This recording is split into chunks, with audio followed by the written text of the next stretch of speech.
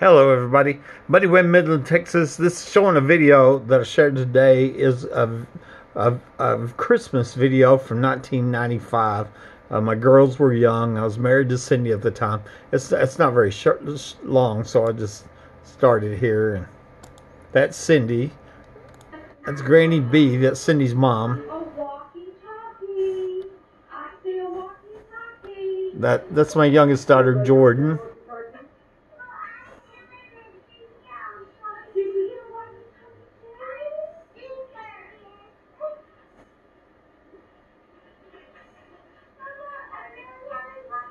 And there's Jennifer, my oldest daughter.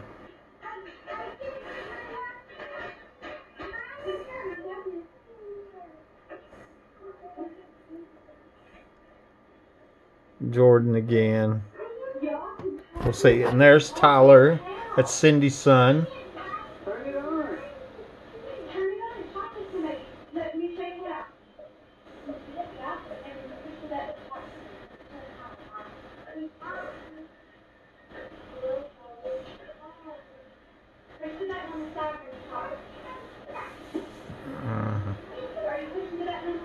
Just talk in the truck radio. Push the button. Turn on it. In the back, you turn it on. Oh, you got a radio. And that's Jordan again. My daughter, Jennifer. Open your big one. Okay, we've seen enough of this. Here, I got a little write-up on this. Real interesting. It says Cindy, Barton, and I were married 7 years. Her two kids, Tyler and Alyssa, were the same age as my two girls, Jennifer and Jordan. In fact, there was less than 2 years difference in their age. They were very close. So she moved out during the Christmas holiday, and that year my girls were here for the second half of the holiday, which means they were not here for Christmas, but they were here for New Year's, and you alternate every year on the Christmas visitation. Cindy took the living room furniture, so it was empty, and a great time to paint. This was a family project that the girls and I did while they were here. After this week, they went back to the mom's house in Clovis. My youngest daughter, Jordan, came back the following weekend, which would put them back on the assigned schedule. While she was at my house, Jordan tells me about a light on in the attic. This could be seen from the living room, as there was a small crack where the wood beam mounted to the wood vaulted ceiling. I knew that light wasn't on the week before because I'd spent a lot of time up there on a ladder while painting, and also knew that I hadn't been in the attic. In fact, I had a pile of things to put up there stored in the garage. This told me that somebody had been in my attic that week, and my first suspect was Cindy. She had just moved out. A couple of months later, I came home from work and I saw there was a message on the answer machine. This lady had called and asked for Cindy, and at the end of the message, you can hear Cindy pick up the phone and say, "Hello," and then click. Okay. Cindy was in my home when this call came in, and she heard on the measure machine that it was somebody calling for her, so she answered it before she stopped recording. She didn't know she'd recorded herself. Okay. That's why I found it when I got home. And it was time-stamped. I called the Lee County Sheriff's Office, and the deputy came to my house, and he says, "Yep, she's in your home, but I'm not going to file a report on it because this is a civil case. We wasn't divorced yet." Yeah. I thought about what he said, and I said, and I replied, and I said, "So that means I can go break into her home?" He scoffs at me and says, "I don't think so." I didn't say that. And, you know what's happened. If I broke into her home, they'd arrest me. She come break in my home, they won't even file a report. That's the real truth. I also called the garage door repair company to change the code on the garage door opener. She had given me both remotes when she moved out, but obviously she had a third one made that I didn't know about. The guy that came over didn't charge me, and I wondered if he had the spare remote control. This message was heard by my parents, my brother, the answering machine message, and I even let Cynthia Whitehead at work, who I worked with, listen to it. The next week, I was at my lawyer's office, and he sent a letter to her lawyer advising that we will file charges if she breaks in my home again. After I had a shot After I was shot with my phone lines cut, my dad tells me that people are saying that I thought I had people in the attic of my Hobbs home before I moved to Midland, as if I was crazy. I was offended because I never thought that, and I was convinced that Cindy had been in the attic. I had proof showing that she was breaking in my home around the time. And then I started hearing all of these other homeowners reporting people in the attic. I documented more than a dozen in Midland, another dozen in Odessa, but also in my hometown of Hobbs, Mexico. This made me wonder if it really was Cindy who got in the attic of the Hobbs home. 2012, I told Cindy on Facebook, I said, Cindy, I know you were in my home. I have proof of that, but I want to know if you were in the attic. And she hatefully replies, I would even get in the friggin' attic. A few months later, Cindy goes to the hospital and never returns. I wondered if she's killed because she knew something was going on with the crimes and murders connected to the violent crime ring. The Hobbs home was rigged, just like this one in Midland, and I didn't realize it. I moved in there in 92 and lived there 16 years. The career realtor that found me this home was married to my first ex-wife, Tammy Calloway. And it was built, that home was built by my first in-laws, Ann and Don Calloway, the parents of Tammy, who also built one to the south of it, which they used to live in. I believe there's a tunnel going between them homes, and I believe they're the ones that rigged it, Ann and Don Calloway. That makes a lot of sense. The month before the murder attempt of my life, my mom dies with still unanswered questions, and then a few weeks later, Don Calloway dies. Okay. After I was crippled for life in a home invasion and premeditated murder attempt, my dad marries Ann Calloway, and they quit talking to me. Ann told me that I wasn't invited to the wedding because she wanted an insane person there. She continued to smear my name online, calling me crazy because I was claiming that there were 4 people in the attic. She'd never said anything about 50 other homeowners documenting reporting people in the attic. Okay, now, that alone, just, all them people are not crazy. Looking back, I suspect there were many people in my home and my family that knew this Hobbs home was rigged and that this Midland home is rigged too. That explains why they stayed silent while non-stop and inhumane crimes are being committed against me. Crimes that have never stopped. I've given this a lot of thought, and it's found out that somebody in my family tried to murder me. I could never file charges on them. I couldn't imagine sending my son's grandma to prison. But I do want the crimes to stop, my name cleared, and the whole truth to come out. There are many more victims than just me. And I might have some comments on here. I'll show you. Yes. Okay.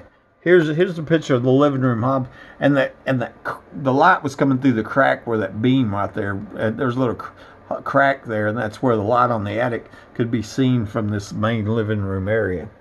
And that's where my youngest daughter told me, "Hey, there's a light on in the attic," and it wasn't on the week before, and I hadn't been up there, but I assumed Cindy did it, Okay. And here, the Google Maps. This was my home right here. And this is the home that the Callaways used to live in, my first in-laws. They built this home and that home. And actually, when I got this home, it was the first, Tammy's husband was a realtor. He found that home for me. And, and her parents the one built these. And I believe it was rigged. I believe there's a tunnel going under it. Had people in the attic, lived there 19 years and didn't know. And I think that most of the crime victims, they don't realize they have somebody in the attic. They don't realize somebody's tunneled in their house, rigged it, where they're getting in the attic. They're trying to be quiet. They're stealing from you. Heating, cooling.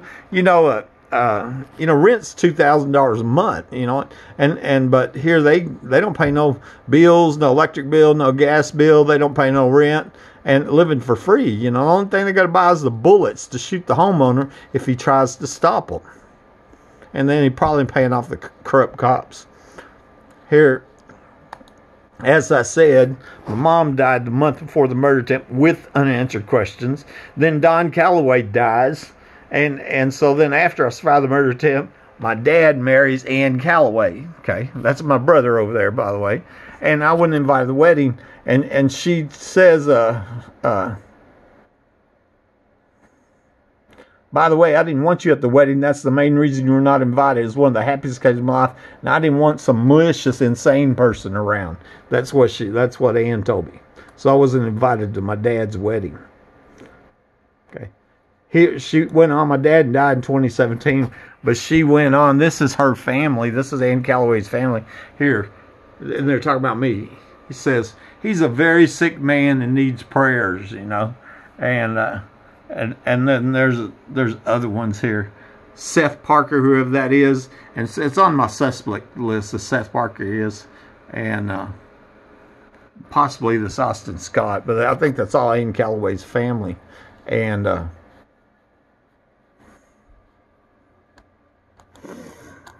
most of them probably do know. But smearing my name online and in the public, and here I'm a crippled survivor of a murder attempt, you know, and family, you know. And here on the Cindy, this is 2018. I told Cindy I knew being at home, and if Cindy to get in the friggin' attic than somebody else did, that means that home was rigged like the one in Midland and many others now documented.